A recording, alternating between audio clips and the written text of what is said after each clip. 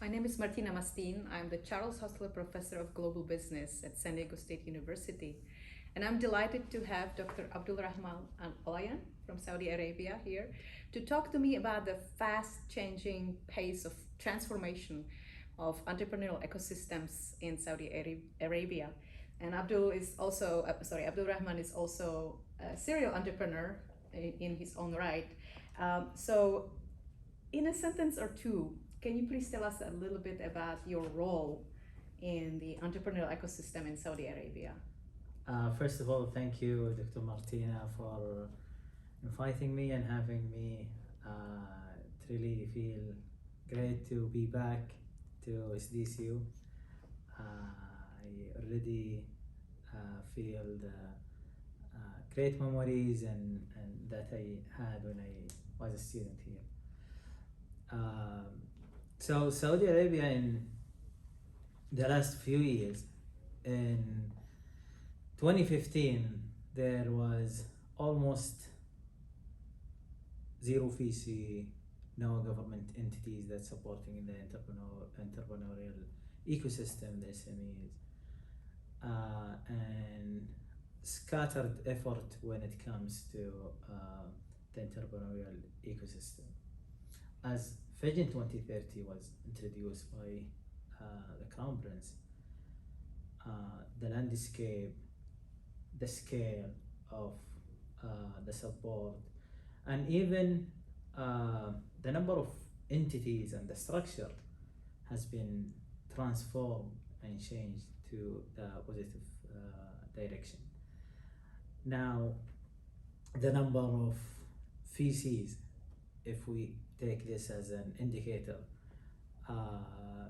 has been growing in digits. And if we count it by US dollar value, in 2016 it was about maybe 200 million US dollar invested in the startup. Last year, almost 1 billion US dollar. And this only in the last few years. Entities that support the startup and entrepreneurial ecosystem from regulation standpoint and from more specialized support and education and mentorship, it has been established also in the last few years. Mm-hmm. And so you played a pretty important role in some of these ventures. Can you maybe tell us about it? I would like to think of myself as a positive contributor to the Saudi ecosystem, entrepreneurial ecosystem in particular.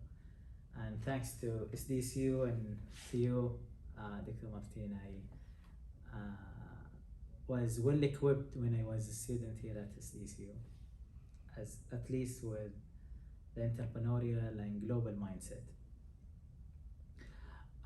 So in 2017, I led the effort to establish Taiba Valley, which is mainly blockchain, IoT, AI hub and investment arm, where we established a number of labs, specialized, and our aim and goals was to help nudge the pipeline and of startup in this area. Then in 2021, also I led the effort to establish the Man Biotech Valley, where we mainly focus in biotech, creating or nudging the pipeline of the startup, investing in the local and international startup, and I was also involved with different government and private initiatives as committee member and board member. Mm-hmm. And your most recent venture endeavor is Beta Lab? Absolutely, yes. So with everything happening, we in Saudi and the opening up of the country, we see a lot of opportunities globally that link strategically to Saudi. especially in the deep tech we are talking about, the intersection between science and technology. So it's biotech, food tech, and AI and related industry. So we are mainly VC investing in global startup who has a strategic link to Saudi. And so, why is it important for you to attract companies from around the world to Beit Lab? So, first of all, we don't try to attract them to Beit Lab, but we think Saudi market and opening up the country provide a lot of opportunities for entrepreneurs and startup and companies around the world. And I think also there is an appetite from different companies and startups around the world to utilize and enter the Saudi market. Plus, opening up the country also allow us to target global opportunities and also think globally.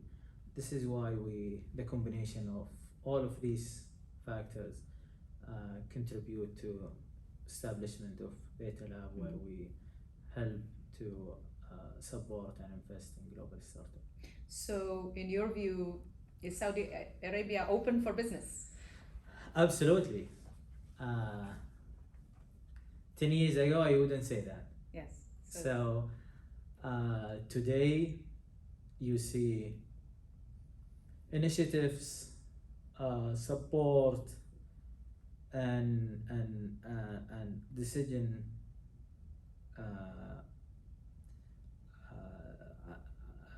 has been made in different levels to support opening up the economy, bringing investment and investor, building relationship based on the win-win with and the good thing also, Saudi is open to have relationship with everyone who is contributing to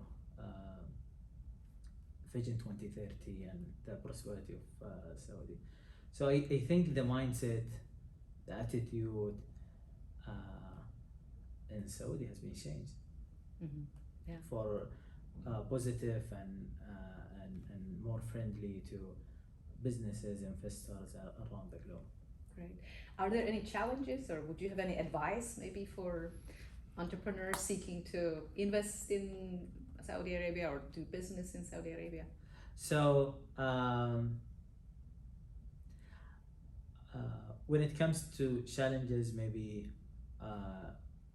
always cross-border businesses or going global, you need to think of the culture, you need to understand also the local context. Sometimes you need to have the right partner who help you navigate the market. But all of these challenges, I think, would be small when you compare it to the opportunities. The opportunities are huge, big, and real. And that's why we see investors, businesses around the globe utilizing the opportunities, especially this time. I know in a few years, few decades, things will be different. And this provide also a great window and opportunities for founders and startups who look to expand, to raise fund, to operate also in different market, to consider Saudi as one of their options. All right. I have one last question for you. You're a proud Aztec. You have gotten a degree from SDSU more than a decade ago. Yeah. What did the education from SDSU do for you professionally, personally? So I think